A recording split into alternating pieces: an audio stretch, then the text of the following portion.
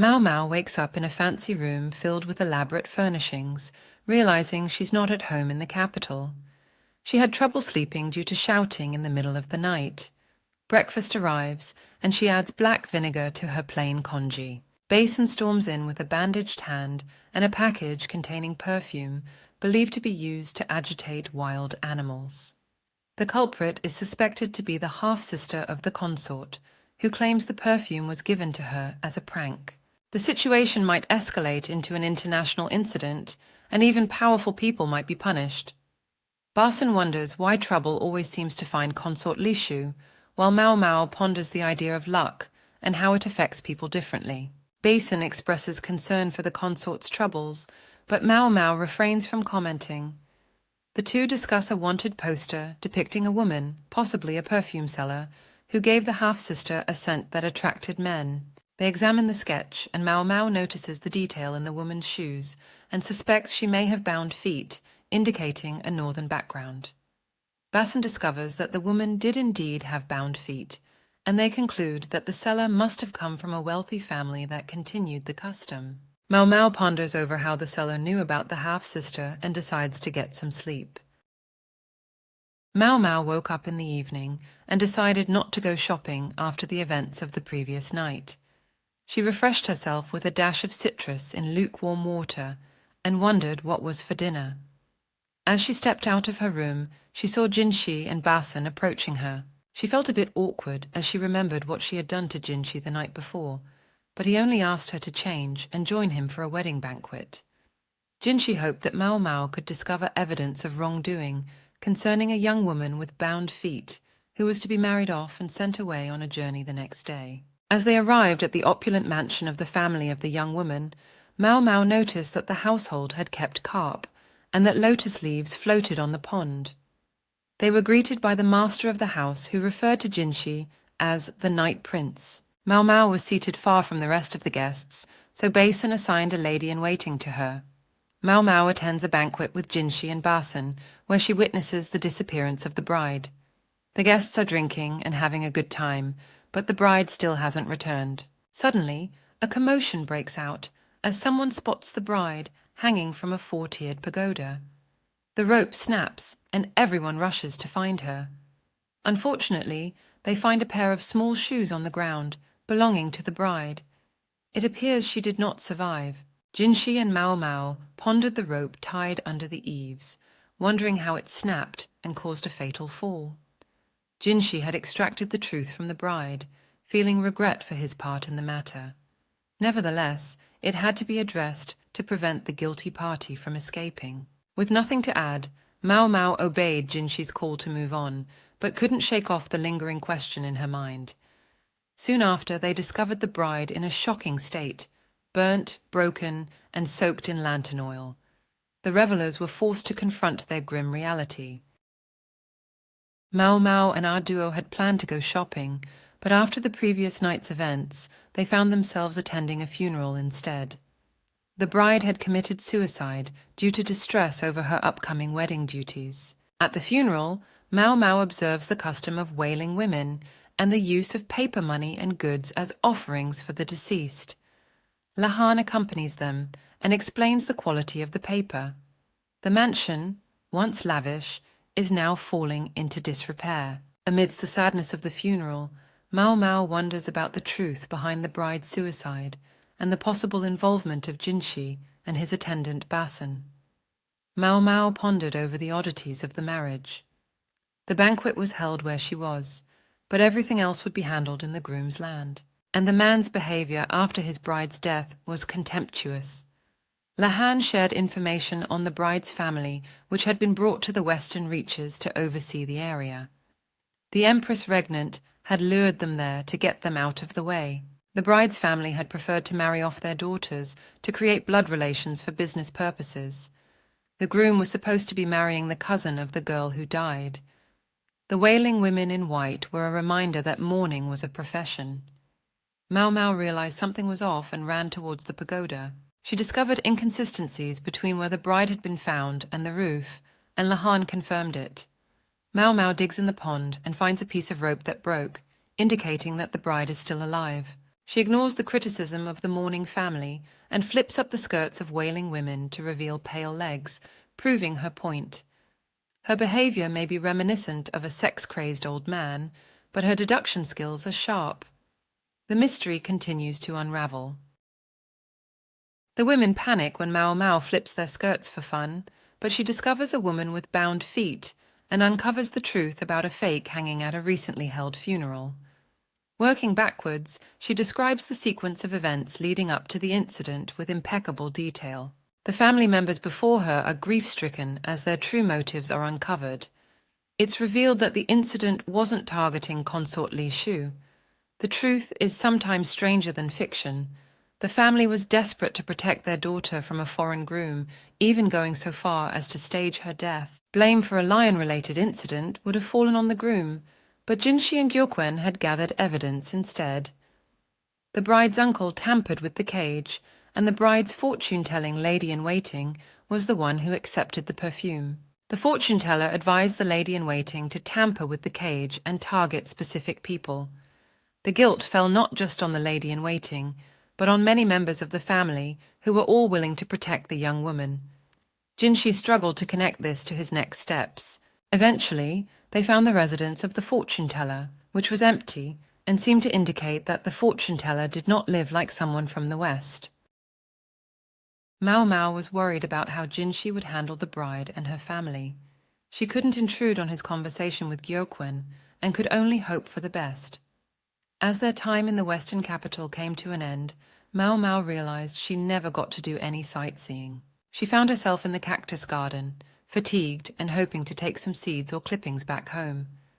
Lahan asked to borrow her for a while, and Jinshi agreed. They parted ways, but Mao Mao felt awkward around him anyway. She packed her clothing in a wrapping to make a pillow and mulled over whether to sleep with our duo instead of near Lahan. When they arrived at the landing, Mao Mao's bad feeling was confirmed as they set off on a narrow and shaky dinghy. Lishu fainted away, Suire looked ill, and Lahan was quite out of sorts, much to Mao Mao's amusement. Eventually, they made it to a wider stream and changed to a larger boat. Lahan struggles with seasickness while aboard a ship with Mao Mao, Arduo, and Consort Lishu. They rest in a woman's cabin because they cannot have Arduo and Consort Lishu sleeping amongst everyone else. Lahan has already thrown up the medicine Mao Mao had given him, much to her surprise. A man with a weathered cloak collapses on the dock and tries to hitch a ride on their ship. The sailor is reluctant to let him on board due to his pockmarked face, which he claims is from smallpox. However, Mao Mao clarifies that it is just scars, and the man eventually joins them on their ship. Excitement swelled in the man's heart as he declared his desire to go to the capital and create an abundance of medicines. Mao Mao, intrigued by the man's claim, watched as he pulled out a bag full of ointment, made from a carefully blended mixture of medicinal herbs. The man's name was Kokuyu, and despite his grime-covered clothes, he claimed to be a doctor. As they set sail with Consort Lishu and Arduo, Lahan revealed his plan to help Kokuyu find work in the capital. Although Mao Mao was skeptical of Kokuyu's smallpox scars, she was impressed by his effective medicine. As they parted ways, Kokuyu shared his hope for villagers to help each other out, reminding Mao Mao of the accumulated problems that Lahan had taken on.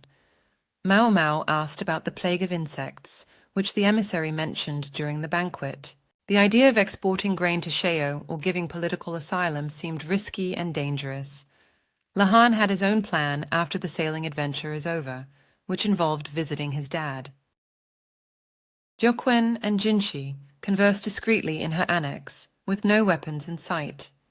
Jinshi carefully chooses his words as he outranks Gyokwen, the father of the Empress. Jinshi updates Gyokwen on the Empress's presentation, which has been delayed due to the lack of a family name for Gyokwen. Despite the potential difficulties, Gyokwen accepts the proposition but asks for someone to attend to his son in the capital. Jinshi's concern about Gyokwen requesting a member of the Ma clan is dispelled as Gyokwen only wishes to praise Basen for his act of bravery. Basen deserves to be recognized for his remarkable composure during dangerous situations. Jinshi and Basen were equal in martial training, with Jinshi having better technique, but Basen being stronger in actual fights. Gyeokwon praised Basen's capabilities, leading Jinshi to consider candidates for guarding Gyeokwon's son. Gyeokwon suggested Sir Larkin from the capital, much to Jinshi's dismay. Jinshi returned to his guest room, feeling relieved to be done with the constant politicking and requests for his attention. Basen offered him fruit juice, and they discussed Basen's reluctance to pursue women, which stemmed from his mother and older sister's influence. In battle, Basen's abilities as a warrior were instinctual, perhaps inherited from a long line of military tradition in his family. However, these abilities also caused harm to those around him, including breaking his sister's arm when he was just 6 years old. As a result, he lived separately from his siblings and became distant from others. However, when he was paired with Jinshi for swordsmanship training, they began to develop a closer bond. Despite his reservations about women, Jinshi didn't know how to respond to Basen's comment and simply asked for more juice. Mao Mao and Lahan visit Lahan's medium-built, stony-faced brother at a secluded estate in the countryside. Lahan's brother insists they leave, but Mao Mao's curiosity is piqued. As they chat, several members of the family who were banished from the capital arrive, including Lahan's mother and grandfather. And the old man had a stubborn, weathered appearance. Lahan's brother warns them to leave, but Lahan continues to try and uncover the family's secrets. The plot thickens. Mao Mao meets Lahan's intimidating family, who mockingly ask if she's his maid. Lahan introduces her as his little sister, to which his grandfather laughs and reveals that Lerkan, a family member, is in confinement. The old man then interrogates Mao Mao, doubting their story until she shows him a rare cactus and tobacco leaves from the west. The servants then capture them, and they are locked up in a decently furnished room. Lahan reveals that their eccentric foster father, who Mao Mao has been searching for, may have been taken to this mansion after his courtesan died. Although Mao Mao doubts this, Lahan believes that their foster father was already absent from work for 2 weeks after buying the courtesan, indicating his attachment to her. Mao Mao becomes worried that the strategist may have some leverage over the emperor, as he always seems to have talented subordinates working for him. Lahan reveals that his father may have been locked up by his grandfather and others in hopes of obtaining the family headship. The family headship is passed down with an object among the named clans. Grandfather was forced out of his position, and Lahan helped prove his guilt. Mao Mao and Lahan discuss the recent incidents and the possibility of a co-conspirator in the capital. They are given a decent meal with tasty sesame buns filled with chestnuts or sweet potato. Lahan and Mao Mao wonder about Lahan's father, who chose to stay away from the capital. Mao Mao and Lahan find themselves sharing a room and hope they won't be forced to share a bed. Lahan asks about Mao Mao and the emperor's younger brother, but Mao Mao cuts him off. Later, they are visited by Lahan's grandfather, and they all head to a building with barred windows. Inside, they find Lahan's father in a terrible state, and Lahan's grandfather reveals he is searching for the family's heirloom. He shows them a sheaf of papers with numbers on them, but Mao Mao and Lahan know it's not what he's looking for. Mao Mao suggests playing Go with the eccentric strategist, who seems to respond to the game. Mao Mao plays Go with the eccentric strategist and the monocled freak using a paper with notes from their previous game. She follows the instructions until the end, and the game becomes intense. When the strategist suddenly stops playing, the monocled freak declares the winner. However, the strategist discovers that his opponent has been playing using the same tactics he taught him. As they argue, the old man demands the family jewels and pulls out a sword cane. Chaos ensues, and Mao Mao hides behind a post. An old man gets into a scuffle with a farmer over a sword cane, but is stopped by Lahan, the farmer's son. They reveal themselves as family and are introduced by Lahan's father.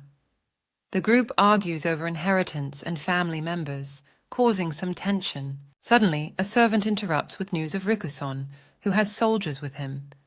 The old man rages and insults everyone before Mao Mao, feeling protective of her adoptive father, stands up to him, and the situation is diffused by Lahan's father. Rikuson and the group had arrived at the mansion, and their presence was meant to intimidate. Lahan's father apologized for the trouble caused by his son's illness. Mau Mau felt an odd connection to Lahan's father, as he reminded her of someone from her past. The strategist was annoying Mau Mau with his rambling, but was eventually directed to the bath by Lahan's father. The group discussed Lahan's sudden appearance and the reason behind it. Mau Mau enjoyed a sweet potato snack and learned about the large amount of sweet potatoes being grown on the family's fields. Lahan's father had an abundance of sweet potatoes that he had grown through his tinkering. Lahan suggested using them to solve both the upcoming insect plague and the emissary's demand for provisions or asylum. They discussed using stem clippings to grow even more, but Mau Mau was skeptical that they had enough to feed the entire country. However, Lahan's father provided a solution by selling the excess potatoes, sprouts, and cultivation methods. Mau Mau intervened to negotiate a fair contract, and Lahan's older brother even brought a green vine to help. The group realized that potatoes were better to sell than staple foods like rice because of the different tax regulations. Lahan's father enjoyed his simple life of fieldwork and was grateful for his brother's influence. Lahan spoke of the trouble caused by the eccentric strategist who had driven his own father and younger half-brother from the capital to claim their family headship. However, the eviction turned out to be a blessing in disguise for his father, who was now content growing crops in their current location. Lahan's positivity was not shared by his grandfather, who remained painfully bored in exile. As they discussed planting potatoes, the strategist entered naked, but Mau Mau served him a cup of alcohol-laced tea. He then collapsed on the floor, mumbling about making a go-book. Despite this disturbance, Lahan revealed that the strategist had wanted to make formal introductions for his courtesan. Mau Mau tried a potato vine and found it terrible raw. Arduo and Consort Lishu stand on the deck of their ship with 2 bodyguards and a lady-in-waiting named Ray. Lishu is plagued by seasickness and her insecurities about her appearance. However, she has started to gain allies among her ladies-in-waiting and has been helping a laundry maid with a secret project.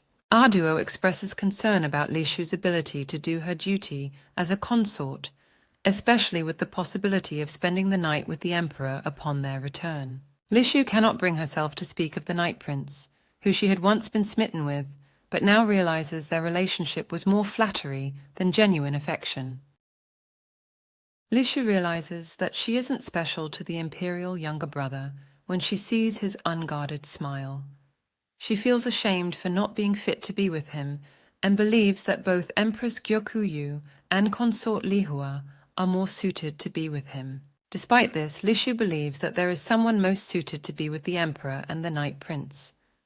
As she looks at a splinter in her hand, she recalls how a servant of the Night Prince had saved her twice from danger. Lishu wishes she could at least thank him, but her position as consort doesn't allow it. After 6 weeks of traveling, Lishu returns to the rear palace, but is surprised when she is asked to live outside the rear palace for a month. Mau Mau arrives at the Verdigris house with her luggage, which includes outfits, unique products, and unusual medicines from the western capital, and a load of potatoes. The old madam scolds Mau Mau for the quantity of potatoes and takes one to use as a seed potato. Mau Mau had previously obtained rice from a quack doctor's village and offered to exchange it for free rent at the apothecary shop, which the madam had agreed to. The madam announces Mau Mau's arrival to a crowd of courtesans and reveals that Mau Mau's cat came with the rice. Sazen, the person Mau Mau left in charge of the shop, collapses from exhaustion due to an epidemic in the district. Mau Mau checks the medicine chest and starts cleaning the shop. Mei Mei, a courtesan, discusses her patrons with Mau Mau. Mei Mei informs Mau Mau that a customer wants to buy her out, implying that he wants to take her home with him. Mau Mau asks if the madam is against it, but Mei Mei says that she loves the idea. However, the decision would significantly impact Mei Mei's life, and she may not want to make it lightly. Mei Mei explains that the customer has children, but Mei Mei is not good with kids. They change the subject to Chou, who is being taught by a well-known painter and is delivering letters for Joka. Ukyu interrupts them, telling Mau Mau that Chou's friend is dying and they need her help. Ukyu brings Mao Mao to the mansion where the famous progressive artist resides. Despite its worn appearance, the interior is impressively neat, with walls covered in stucco paintings of beautiful women. Their exploration is interrupted by Chou, who urgently calls for Mao Mao's assistance. The artist is suffering from food poisoning after consuming spoiled food, leaving him bedridden and unable to work on his painting. Mao Mao quickly tends to the artist's symptoms and changes him into a more comfortable garment. By nightfall, the artist shows signs of improvement, but Mao Mao and the others are exhausted from the ordeal. Mao Mao and Chu worry about the master's health and go to get food for him. They discuss the dumplings he ate and how they tasted bad. Mao Mao investigates and finds some half-eaten dumplings in the trash, discovering minced pork and various vegetables inside. She begins to suspect that the old master may have something wrong with his tongue, as he said the dumplings were delicious despite their terrible taste. The artist's work friend returns and is shocked by Mao Mao's appearance covered in garbage. She asks him about poisonous mushrooms, suspecting that something else might have caused the old master's illness. Mao Mao pondered about the origin of the dumplings. She learned that certain mushrooms become edible once cooked, but some can be poisonous. She suspected that Chu, who mentioned the slimy mushrooms in the filling, was poisoned. While searching for the culprit of the poisoning, Mao Mao came upon a man who claimed to be a colleague of the painter who was moving to the west. The man confessed that he poisoned the dumplings to prevent the painter's departure. He used a potent poison that only Chou could detect to make it seem like food poisoning.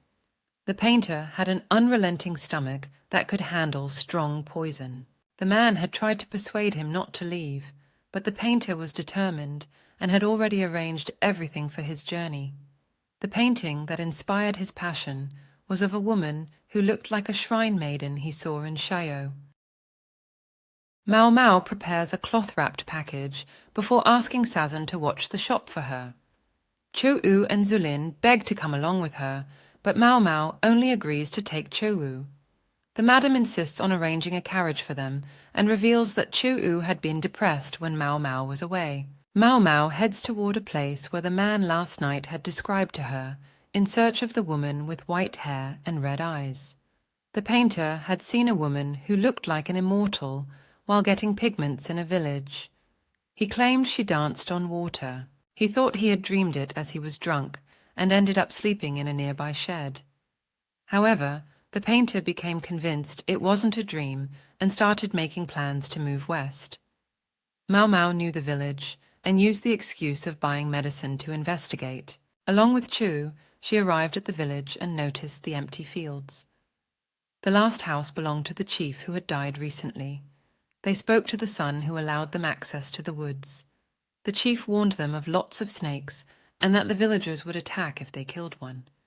It was his father's last will. Mao Mao realizes the origin of sacred ropes that the former chief was given in exchange for a teaching. While exploring the forest with Chou, they discover a marsh with a shrine on an island. The person tasked with tending to the shrine is an old acquaintance of Mao Mao's adoptive father, and he provides her with dried herbs, including the medicinal pollen of cattails. The old man lives in seclusion due to his unorthodox personality and misanthropic tendencies. Mao Mao is grateful for his help in obtaining rare plants. Mao Mao reunites with an old herb-drying man who has now found a capable helper in Kokuyu, a pockmarked man with medical knowledge. Kokuyu had been struggling to find work due to his creepy appearance, causing him to be chased out of clinics despite his talent. Gramps had hired him to help with medical duties, and here he was. Mao Mao was interested in an incense leaf that she discovered was tobacco, which surprisingly was not commonly used among common people despite being a luxury item. She thought of growing it in their garden to sell to the madam and prostitutes, but the old man wasn't willing to sell them. However, he revealed that he used the leaves to keep snakes away and had a jar filled with a poisonous liquid to do so. Mao Mao wondered if the hesitation to kill a snake in this village was due to their snake deity history. Mao Mao learns about a shaman who supposedly changed form and danced across the surface of the water to reach a shrine. Gramps saw this and insists it was true. The group heads to the shrine, but the only way to get there is by crossing a rotten bridge. They make it across, but Kokuyu falls into the marsh, prompting talk of kids being spirited away. Mao Mao observes the neglected state of the shrine and bridge. Maintenance is costly due to the damage caused by the marsh. The foundation extends into the marsh, indicating its past dominance of the area. A variety of wild plants surrounds the shrine, possibly spread by bird droppings. Kokuyu and Mao Mao tend to the weedy field, while Chuu collects pebbles. Kokuyu shares lore about the shrine maidens who used to serve the great snake spirit, and tells the story of the possessed maiden who escaped human sacrifice, only to be sent to the rear palace. Mao Mao becomes curious about the marsh's shrinking and runs to the old man's hut to ask for tobacco seeds. He refuses until she offers to identify the notorious shaman. Mao Mao notes the coincidence of the rain dance and the white-haired woman's appearance during the season of little rain. She draws a map to show the location and suggests that she could perform the dance to attract the snake god's blessing. The old man dismisses her as lacking the figure to attract the god. Mao Mao tries to provoke the old physician into revealing what he knows about immortals and shrine maidens. He agrees to take her to the marsh where sacrifices were drowned. The physician challenges her to walk on water like the shrine maiden did. She does it by creating sandals with rope and boards. The physician explains the stone pillars in the marsh were grave markers for the sacrifices. He also tells Mao Mao about the former shrine maiden and her granddaughter, who served a new snake god and crossed the marsh. Mao Mao uses a pole to find the cairns and makes it to the island, realizing her assumptions were wrong. Mao Mao explores an island with an old man, discovering poppies and learning about grave markers. The old man is related to shrine maidens, but was born a slave. Mao Mao discovers a piece of cloth with a scribbled snake code on it in the old man's pigeon coop, realizing it is a way for the white lady to communicate quickly. She negotiates with the old man to work together and protect the former shrine maiden and her granddaughter, who may be connected to the white lady. Jinshi received a letter from Mao Mao about the white lady's whereabouts in Golden Lake. The messenger from the west, Ailin, also came to discuss potential food exports or political asylum. With the plan of using criminals for agricultural work and the help of a trusted subordinate, Jinshi delegated matters. However, Ailin's news about the white lady's apprehension disturbed him. He would have to skip his trip to the pleasure district's apothecary shop.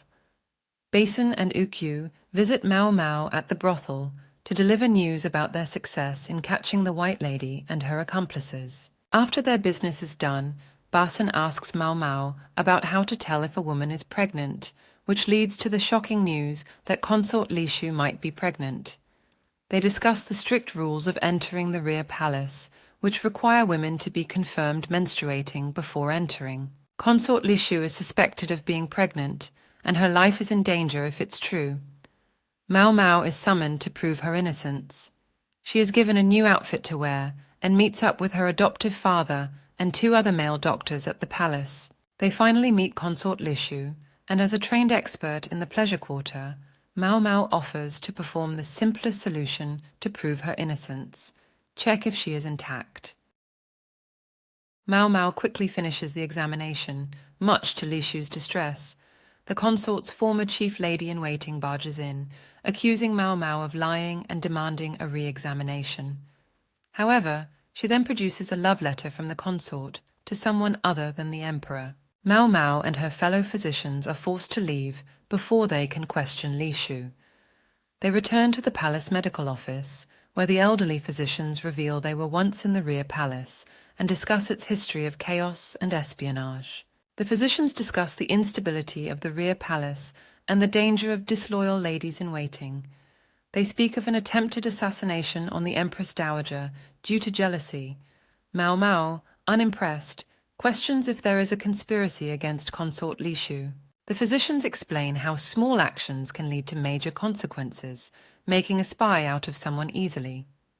Despite her worry, Luomen assures Mao Mao that once the paperwork is submitted, the consort will be clear. However, Mao Mao is concerned by the overconfidence of the former chief lady-in-waiting. Just as she leaves, the odd monocled man enters, and Mao Mao wonders if there is more to the situation than meets the eye. Sazan visited Mao Mao with a concerning story about Consort Lishu meeting with a man. Mao Mao didn't understand at first, but Sazan's urgency made her nervous. He heard rumors that the emperor is planning to defeat another clan because of a young high consort. Mao Mao couldn't wait for Jinshi and went to find Aduo to inquire about the situation. Though not treated as a criminal, Consort Lishu was confined because of a love letter she supposedly wrote, which turned out to be a copy from a novel. However, the book was not in their archives, indicating that it was smuggled into the palace. Additionally, the woman who asked Lishu to write the story was already gone. It all seemed like a pre-planned scheme to ruin Lishu's reputation. A former palace lady comes to Consort Lishu with a request to copy a romantic text from a forbidden book. Mao Mao suspects someone else used the maid to trick the consort into writing the passage. Consort Lishu is accused of infidelity after the letter is found in the possession of a man she had met several times. Basen asks Mao Mao to help prove Consort Lishu's innocence. They visit her in a tower-like residence with a sad history. Basen wants to help an innocent consort in trouble, but Mao Mao questions his motives. Mao Mao is certain that Basen is in love with Consort Lishu at first sight. She warns him that even if Lishu is proven innocent, she will only return to the rear palace. Mao Mao hopes that Basen will not be like men who fall in love with courtesans and turn violent when their money runs out. They enter Lishu's cell and ask about her relationship with the man who had the letter. Lishu denies having any involvement, but mentions that a copy of the letter was sent home with a shipment. Mao Mao suspects the former chief lady-in-waiting of being the culprit with an accomplice outside the palace. As the time runs out, Mao Mao asks Lishu to write down everything she remembers about the novel she was asked to copy. Lady Lishu, trapped in her tower with no entertainment other than eating and sleeping, refused the offer of tea from her lady-in-waiting, Kanan. Lishu was alone except for Kanan, the sole lady-in-waiting who had followed her into exile. To her disappointment, none of her other ladies had come to visit her. Lishu even wondered if there was someone else in a similar predicament on the upper floors of the tower. One day, while Lishu was contemplating this mystery, she heard unusual sounds from the room above hers. Investigating, she witnessed a comical scene involving a maid and a crash. As she picked herself up from the ground, she heard a voice calling out to her. Mao Mao seeks out bookstores in search of the original book that was copied into the incriminating letter. After visiting several, she finally finds a book that resembles the one described by her friend. The book is an old translation of a popular play from the West, with changes made by each copyist. Mao Mao realizes that the book may have been obtained during a recent caravan visit, and wonders if someone in the palace may have been involved in using it to bring down the consort. She obtains the book for 6 silver pieces after haggling with the store owner. Meanwhile, Consort Lishu continues her monotonous routine, but finds solace in conversation with her neighbor, a young woman named Sote, who is also trapped in the tower for unknown reasons. Consort Lishu strikes up a surprising friendship with Sote, a young woman on the floor above her in the tower. They discuss their daily routines and the strange entertainment they find in their simple meals. Sote reveals that the upper levels of the pagoda have been abandoned for decades, and they come up with a plan to sneak up there for a view of the capital. However, Lishu is torn between her desire to see the view and the fear of being caught by her lady-in-waiting, Kanan. The chapter ends with Lishu begrudgingly eating the unappetizing seafood congee. Mao Mao couldn't understand the book, despite reading it twice. Even the courtesans at Verdigris' house were captivated by it, regardless of mistranslations and incorrect characters. The story was about 2 young lovers from rival houses, whose fiery passion ultimately proved fatal due to miscommunication. Meanwhile, Mao Mao's work at the medical office had been stagnant, and she longed for the opportunity to experiment with new drugs. Upon receiving a velvet antler, Mao Mao's excitement was quickly quashed by the arrival of Master Jinshi, whom she hadn't seen in months. Mao Mao notices that Jinshi looks slimmer and asks if he's sleeping well.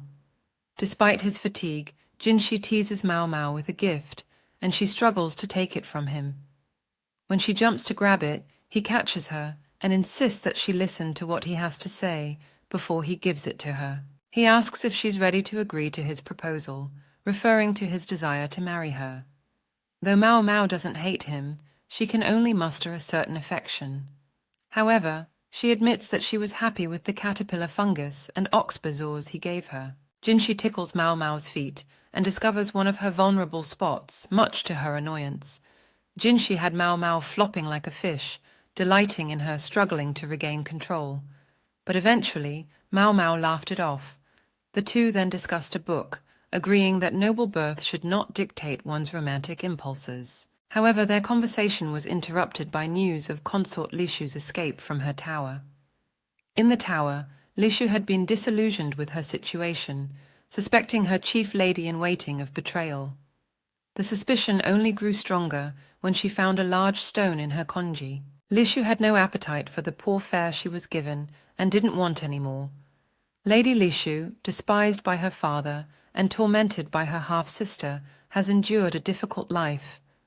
She is constantly sent to the rear palace as a political tool and is surrounded by cruel ladies-in-waiting. At a garden party, her father doesn't even acknowledge her.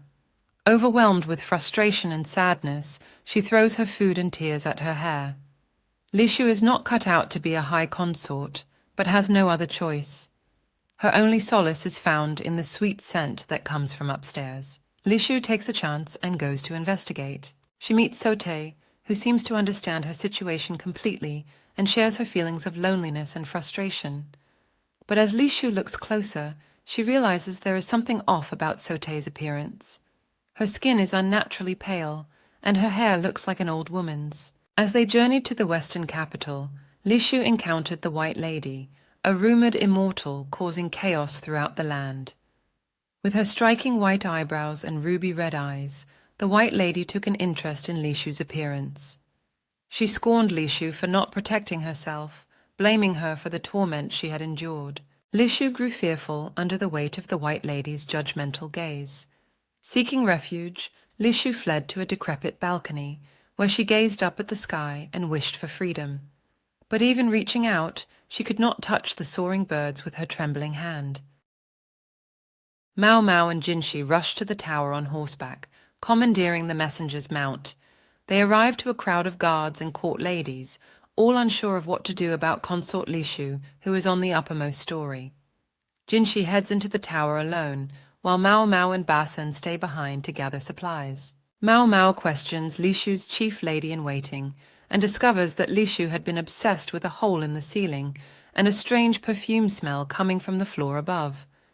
A man named Lahan reveals that the Western envoy had requested someone be placed in the tower, causing tension and confusion. Mao Mao and Lahan uncover that the White Immortal, who knows about drugs, is behind Consort Lishu's strange behavior.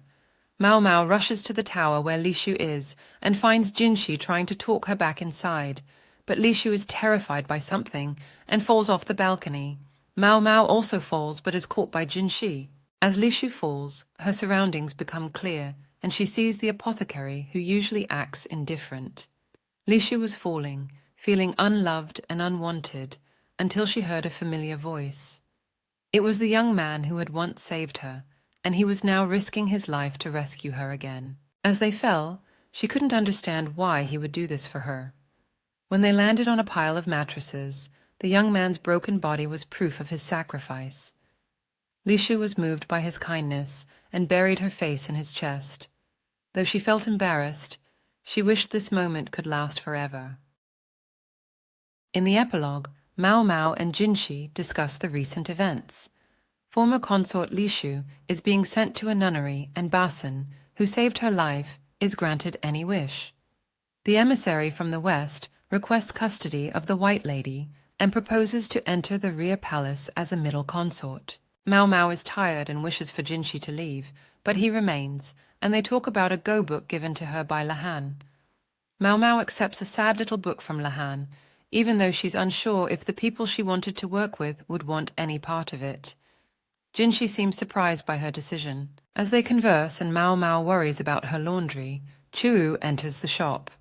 He unexpectedly runs a finger along her back, much to her annoyance.